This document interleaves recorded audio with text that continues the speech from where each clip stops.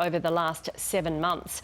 Treasurer Josh Frydenberg joins me now. Morning to you. Positive news on those deferrals. Good morning, Nat. Still people struggling to pay back their loans though, aren't there? Will you make sure they keep receiving the support they need in a targeted way? Well, we're certainly continuing to roll out federal government economic support right across the country. And you saw that in the budget last year, Nat, with the announcement about the tax cuts, which are seeing more than $1 billion a month go into the pockets of Australian families.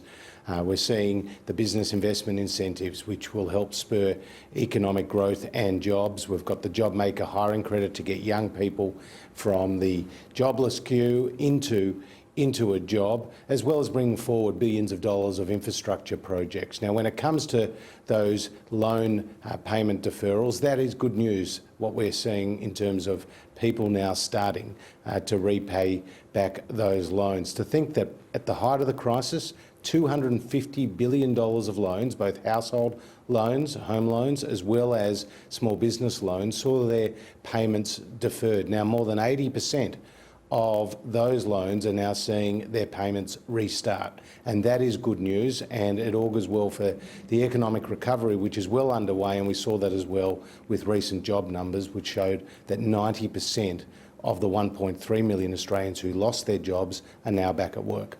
The New South Wales Treasurer has taken aim at Queensland Premier Anastasia Palaszczuk after she asked the federal government to extend JobKeeper for the state's struggling tourism industry. Take a listen to this. It's Queensland, it's beautiful, one day subsidised by New South Wales the next, or the Commonwealth. And this is the challenge that we're going to have going forward. The decisions of the day that state governments make have significant economic impacts on their people. Is this a fair request? Given Anastasia Palaszczuk's border stance, will the federal government consider this? Well, the first thing to say is, particularly as a Victorian, I'm not going to get in between a state of origin clash there, but what I will say is that the Morrison government has delivered unprecedented amounts of economic support to Queenslanders. We have delivered, Nat, 3 times the amount of support to Queenslanders that the Palaszczuk government has committed to. We have delivered $27.9 billion of support. The Palaszczuk government has committed $8.8 billion of support. We saw 1.5 million Queenslanders receive the two $750 payments from the federal government. We saw 650,000 Queenslanders who are on the JobKeeper payment. We have seen over 100,000 businesses in Queensland receive the cash flow boost. And of course, we have seen other significant payments and supports from the Morrison government go to backing Queenslanders. So we have and will continue to support Queenslanders, but the federal government has done the bulk of the heavy lifting. Okay, that's pretty clear. Overnight, Germany announced it will only give the AstraZeneca vaccine to under 65s due to insufficient data for older people. Do you expect this to impact Australia's vaccine rollout?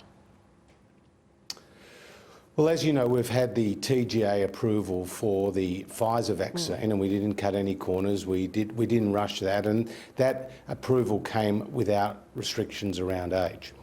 We are awaiting the TGA approval of the AstraZeneca vaccine, and that's an independent process, and we will fully back any recommendations that the TGA make with respect to that vaccine. I note that the German decision has been around, as you say, a lack of information that they have said they've got or data around the results. The UK authorities have reached a different conclusion. We'll just now wait for the Australian authorities to no doubt take into account all of that data in making their recommendation. Okay, let's hope it hurries up. Josh Frydenberg, thank you very much for your time this morning. We know you have another interview to go to. Good to be with you, Nat.